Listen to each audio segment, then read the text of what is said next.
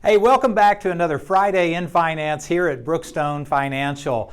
I encourage every one of you to tune in every Sunday morning on 1080 AM, that's iHeartRadio, 1080 AM at 9 AM, Sunday mornings for Money Puzzles. We discuss all things finance and retirement planning on Money Puzzles. So tune in every Sunday morning, 1080 AM, iHeartRadio at 9 AM. So I want to give you a quick peek under the hood of what we do different here at Brookstone Financial, or actually how we allocate our clients to really weather the storm in retirement. Because let me tell you something, when you're investing during the accumulation phase of life, that's when you're making contributions to your IRAs and your 401ks, market volatility can actually work to your advantage, and that's called dollar cost averaging. By making monthly contributions to your IRA, to your 401k, as the market swings up and down, sometimes you're buying low, other times you're buying high, but all in all, it brings down your overall average share price.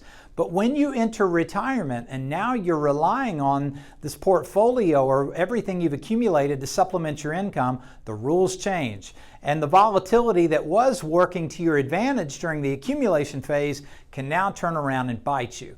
So at Brookstone, we are looking for that all-weather approach, really designed to weather the storm and provide consistent, predictable returns for our clients with a low degree of risk overall.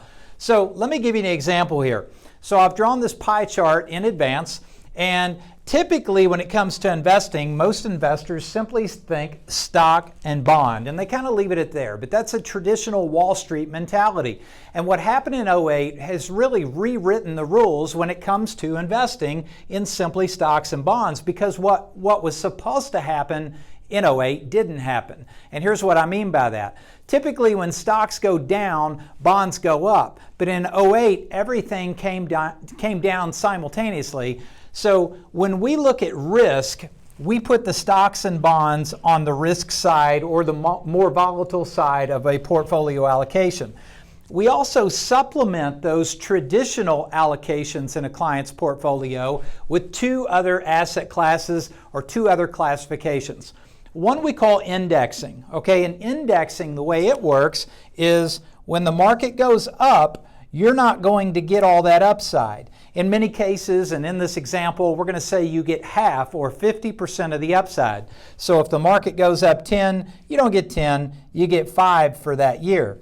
But in year 2, for example, let's say the market falls 15, 20%, you don't make anything. More importantly, you don't lose anything in that year. And better off, you get to keep what you made the year prior.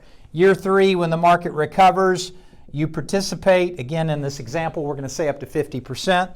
Market went up 10, you didn't earn 10. Guess what? You earned 5.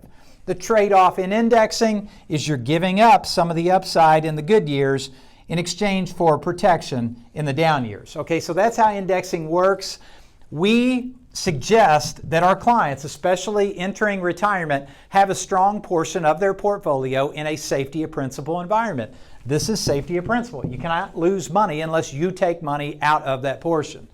The other piece that we like is real estate. And what most people like about real estate, and especially maybe you own rental property, right? Well, what you like about rental property in most cases is the rental income that they generate. What you don't like if you own rental property is what we refer to as the tenants, the turnover, and the trash, right? You have to deal with that on a day-to-day basis. We use real estate portfolios to generate predictable income for our clients, specifically on the commercial side. Market sectors like storage. We love the storage sector of real estate. We like multifamily. We like grocery store. I mean, if you think about real estate in general, those are pretty defensive sectors of real estate. But the key is the income. So real estate investments typically are going to generate somewhere in the 5 to 6% range. That's annualized, but it's paid monthly with a very low degree of volatility. So this income is paid out monthly. It can easily be redirected to the client during retirement if in fact they need the income. So let's say that you're on the tail end of your working years. You don't need this income yet, right? You're still in the accumulation phase of life.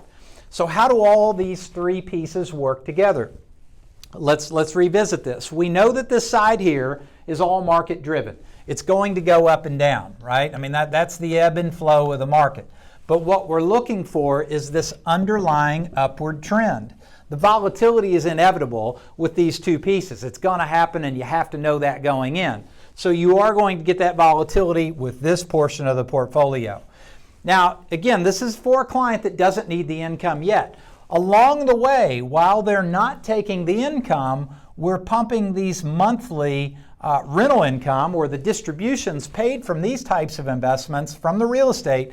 We're pumping that back into this portion of the portfolio, therefore taking advantage of the ebb and flow of the market. Again, it's dollar cost averaging. Sometimes we're buying high, sometimes we're buying while things are on sale. Now, I didn't really touch on this when we talked about indexing. When you index, you are tying up your money for a period of time. Okay, there are time commitments with these types of vehicles. But in most cases, they will allow you to take penalty-free withdrawals after the first year.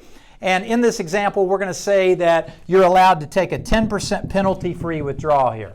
So let's say we see that recession that a lot of people were talking about.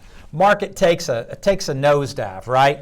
Well, if the market takes a nosedive, this piece over here didn't lose any money because of the model we talked about earlier. Remember, you participate in some of the upside, but when the market goes down, you go level, right? You don't lose anything. The best time to shop is when things are on sale. So if this portion of our portfolio declines in value because of a recession, well, what are we going to do? Well, we may consider taking that free withdrawal, that 10% penalty-free withdrawal, pushing it over into this side of the portfolio and buying when things are on sale. This is a very non-traditional portion of asset allocation. Again, most old school traditional brokers leave it at this, stock and bond. But let me tell you something, we're in a different environment and the rules are changing, and you have to be willing to adapt your strategy to conform with the changes in the world. If you want to learn more about the strategies offered through Brookstone Financial, I would encourage you to visit our website at brookstonefinancial.com or give us a call at 812-288-9000. Also, tune in every Sunday morning at 9 a.m. on 1080 a.m. on iHeartRadio for Money Puzzles, our new radio show. You can also go to our website and request a copy of my new book, Innovations in Retirement Planning, How to Get More Out of What You've Got. We'll see you next week here at Brookstone Financial.